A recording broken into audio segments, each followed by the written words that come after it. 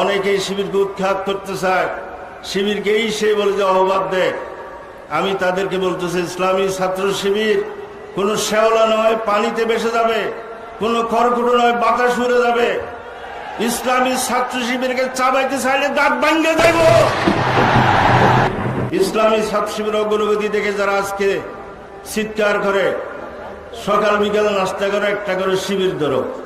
মানুষ যে মানুষকে এটা জানি না, পশুরা মানুষ খায়। তো যারা শিবির ধরে নাস্তা করতেছে তারা মানুষ না পশু, এটা তার স্লোগান থেকে আপনারা বুঝতে পারছেন। এদের ব্যাপারে বেশি কিছু বলা দরকার নেই। কিন্তু শিবিরকে হজম করতে চাইলে ফেট ফেটে যাবে।